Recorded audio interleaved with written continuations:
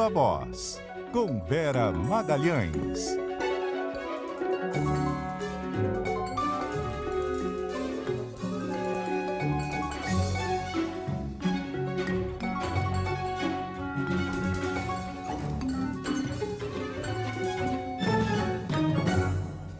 E aí, Vera?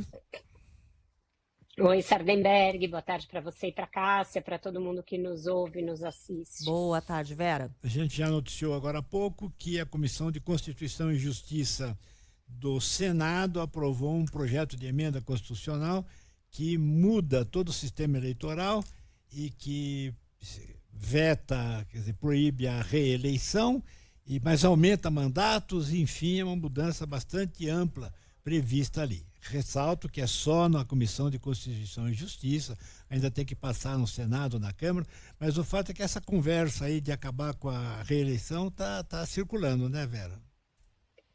Circulando e ganhou força, né, Sardenberg? Aqui e ali, desde que a reeleição passou a vigorar, lá em 97, a gente sempre ouve, a reeleição foi um erro, reeleição no Brasil não deu certo, mas nunca foi levada adiante. O que me chamou a atenção nos últimos tempos é que eu passei a ouvir essa conversa de uma forma mais enfática, de fontes de todos os lados do espectro político, com justificativas as mais variadas, desde a economia, que viria com a coincidência de mandatos e de eleições, então a pessoa já não se elegeria pensando na própria reeleição ou pensando na eleição seguinte dos prefeitos aliados, por exemplo, quanto numa maneira que isso seria uma maneira de driblar a polarização entre Lula e Bolsonaro, porque sem a possibilidade de reeleição, esses caciques perderiam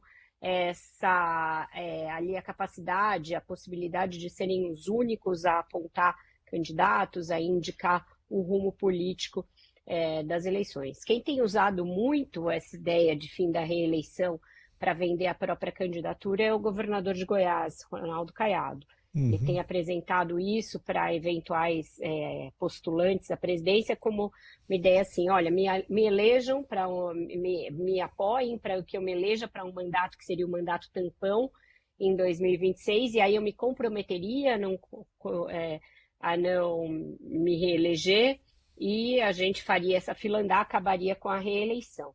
A PEC, ela é bem confusa para a maioria da população entender, porque tem uma espécie de estica e depois encolhe mandatos. Ela primeiro aumenta muitos mandatos, os prefeitos eleitos em 2028, por exemplo, seriam eleitos para um período de 6 anos, os senadores eleitos no ano de 2026, alguns deles teriam um mandato de 9 anos, para depois encolher. E aí todos os mandatos de senadores encolheriam para 5 anos, assim como os de prefeito, de novo, encolheriam para 5 anos, presidentes, governadores, todo mundo seria eleito para um mandato de 5 anos. Então é algo até difícil para o eleitor entender.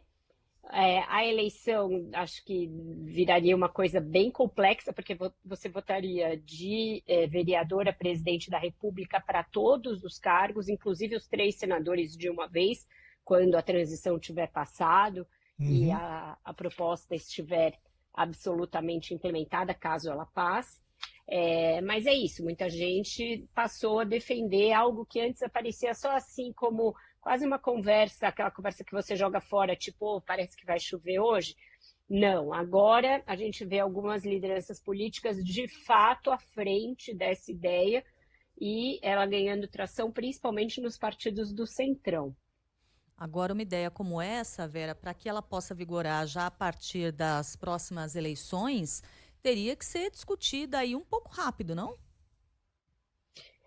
Mas aí tem um prazo de transição, Cássia. Ela sim. seria implementada, mas quem se eleger, por exemplo, o ano que vem, ainda tem a possibilidade de reeleição, o que é um pouco contraditório com essa ideia, por exemplo, que o Caiado está defendendo de que ele não seria candidato à reeleição. Então, você teria que cotejar a votação da PEC, que aí acaba com a reeleição lá para frente, com um acordo político que seria cumprido pelo cara caso ele se eleja, de realmente não pleitear a reeleição e já antecipar na prática a validade da nova regra de não reeleição. Por isso que ele fala em mandato tampão, porque aí o dele ainda seria de 4 anos e não um mandato só de 5 anos, como a tal da PEC estabelece.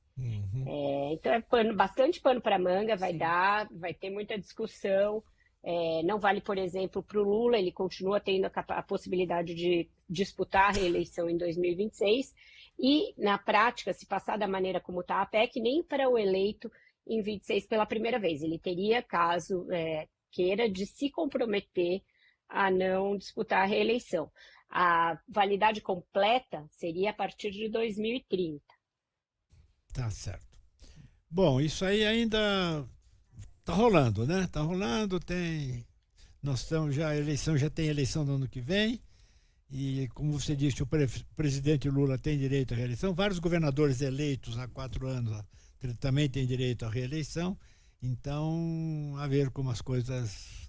Você é contra ou a favor da reeleição? Eu ia te perguntar a mesma coisa, você foi mais rápido do que eu. Eu sou, teoricamente, a favor. Eu acho que mandato de 4 anos só é muito pouco para realizar alguma política pública duradoura e realmente efetiva para mudar a realidade social e econômica do país.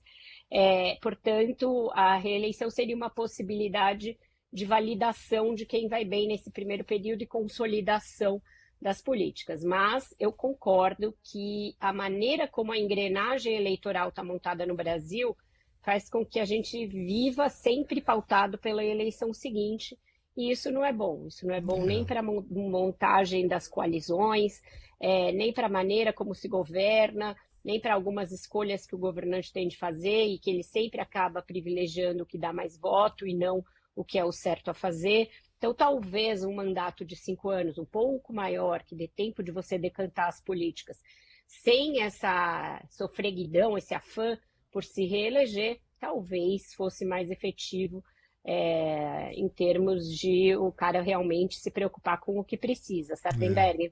Mas como o Brasil sempre dá um jeito de desvirtuar qualquer regra que funcione em outros países, também sou um pouco cética no sentido de que isso seria ali o elixir para todos os nossos males, mesmo porque dependeria, tudo bem, vai unificar as eleições, que ótimo, então a gente pode enxugar bastante o fundão eleitoral, não precisa de tanto dinheiro, já que todo mundo vai se eleger, isso a gente sabe que não vai acontecer. Eu sou a favor da eleição, da reeleição.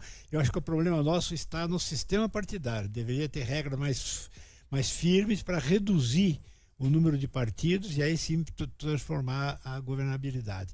E acho que quanto mais eleição tiver, melhor. Eu acho muito melhor o sistema dos Estados Unidos, que até os governos estaduais não são eleitos todos na mesma época, né? Tem elege um, depois elege outro e tal. Você vai ferindo o pulso do país ao longo aí do período, né? Em vez de ser uma vez só a cada 4 ou 5 anos. Interessante. Vera? Exato, isso você tem razão. Essa coisa das eleições de meio de mandato, que também tem para os parlamentos em muitos países, que obrigam e que funciona como um plebiscito também de como o governo está indo. Isso também acho bom. E, aliás, por falar em plebiscito, a própria ideia que acontece nos Estados Unidos de quando tem eleição também se fazer plebiscito sobre vários temas é outra coisa interessante também. Tenho certeza que seria alguma coisa que a população gostaria de ser ouvida a respeito dos vários temas aqui no Brasil. Mas você vê, como de uma ideia a gente já está falando aí de uma mudança que seria muito profunda, né, num sistema político. Sim. Obrigado, Vera. Até amanhã e até mais logo no Ponto Final. Até mais, Vera. Obrigada, gente. Até mais. Tchau, tchau.